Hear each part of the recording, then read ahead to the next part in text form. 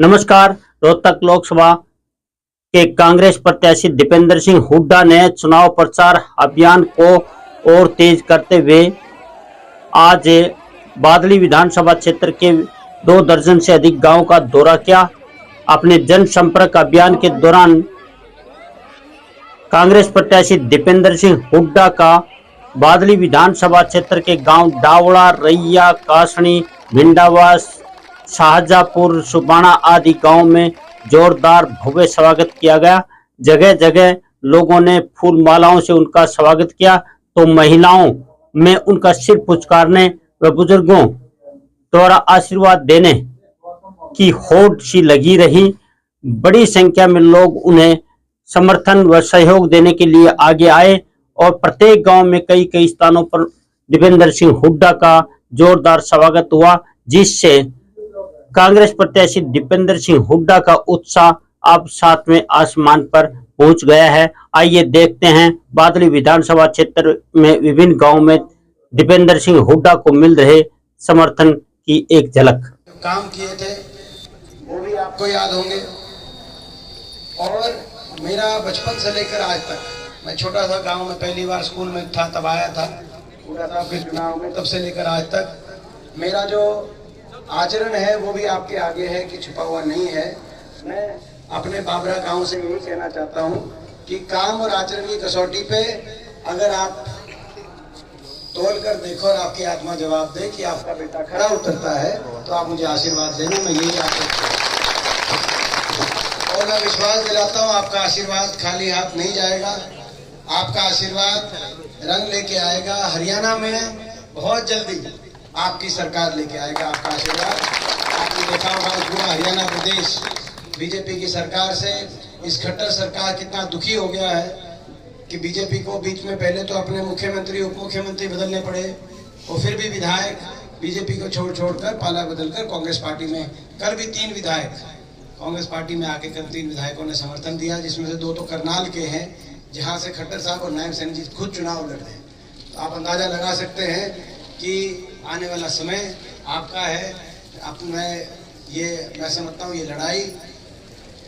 लड़ाई जो है राज दोबारा बनाने की है, अपने इलाके को ऊपर लेके जाने की है। पिछली बार भी आपने देखा अपने गांव के लिए जो भी कोई गांव ने ड्यूटी लगाई, मैंने करी कि नहीं करी, मैं आपसे करी, बिल्कुल करी। मैं आपके लिए हमेशा खड़ा रहा, मैं आगे भी अंतिम सांस तक आपके लिए खड़ा रहूंगा। और मेरी बारी है भाई, इस बार गांव भी मेरे लिए पूरा खड़ा रहेगा कि नहीं खड़ा रहेगा, पर हाथ खड़ा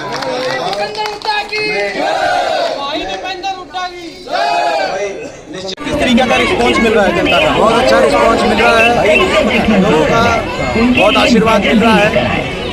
हमें पूरा विश्वास है कि रोहतक लोकसभा क्षेत्र से बड़े बहुमत से कांग्रेस पार्टी जीत की तरफ अग्रसर है और 10 की 10 सीट पर कांग्रेस का हमारा गठबंधन जीत की तरफ अग्रसर है। प्रधानमंत्री ने अपने भाषण में कहा है कि राहुल गांधी अडानी और अंबानी को लेकर कटाक्ष नहीं कर रहे हैं, क्या कोई सेटिंग हो चुकी है क्या? भाजपा के शीर्ष नेताओं की भाषा में प्रथम, द्वितीय और तृतीय चरण के मतदान के बाद जो कटुता और असत्य दिखाई दे रहा है, कहीं ना कहीं ऐसा दिखाई देता है कि शायद जो मतदान का रुझान चल रहा है देश में वो उनके आशा के हिसाब से नहीं चल रहा। उसमें उनके बातें कुछ निराशा लगी होगी, तभी उनकी भाषा में इतनी कटुता और असत्य दिखाई दे रहा है। 3 चरण के चुनाव के बाद अमित शाह ने 200 सीटों का दावा किया कि मोदी जी को 200 सीटें मिल रही हैं 3 चरण के चुनाव के बाद। वो तो दावा कुछ भी कर सकते, मैं समझता हूँ दावे पे अब कुछ नहीं होगा। हरियाणा में बहुमत साबित करेगी क्या कांग्रेस पार्टी? अगर सभी का साथ मिलता है तो क्या लगता है साबित करेगी? हरियाणा में जिस प्रकार से 3 निर्दलीय विधायकों ने भाजपा से समर्थन वापस लेकर कांग्रेस पार्टी को समर्थन देने का काम किया है, मौजूदा भाजपा सरकार हरियाणा की अल्पमत में आ गई है। आपको याद होगा इन्होंने 48 विधायकों की लेटर गवर्नर को दी थी, उनमें ये 3 विधायक भी थे और 2 इनके विधायकों ने इस्तीफा दे दिया है, रणजीत चौटाला और मनोहर लाल जी, क्योंकि वो चुनाव लड़ रहे हैं। ऐसे में अल्पमत की सरकार है, अल्पमत की सरकार को कोई नैतिक अधिकार नहीं है। ये सरकार तुरंत इस्तीफा दे नैतिकता के आधार पर, और यदि इस्तीफा नहीं देती तो राज्यपाल महोदय को मामले का संज्ञान लेते हुए हरियाणा में राष्ट्रपति शासन लगाकर निष्पक्षता से चुनाव कराना चाहिए, हमारी मांग। खट्टर ये कह रहे हैं कि कोई फर्क नहीं पड़ता, हमारी सरकार ठीक चल रही है। देखिए, वो तो क्या कहेंगे क्या नहीं, उनमें से मैं समझता हूँ कि ये जो विधायक जब उनके पास थे तब तो ये नहीं कह रहे थे, वो जो भी कहे वो अलग बात। सिरसा में दिग्विजय चौटाला का विरोध किसानों ने किया है और वो कह रहे हैं कि ये कांग्रेस के लोग हैं जो विरोध कर रहे हैं। उनकी पार्टी खत्म हो चुकी है, जनाधार समाप्त, ज़्यादा कुछ बचा नहीं है, जनाधार ज़्यादा कुछ बचा नहीं है। लेकिन ये जरूर है कि जेजेपी पार्टी को लिखित में ये देना चाहिए राज्यपाल महोदय को, जो उन्होंने कल कहा वो लिखित में दें कि वो भाजपा के सरकार के समर्थन में नहीं है और वो भाजपा के अविश्वास का प्रस्ताव आएगा तो उसके समर्थन में है।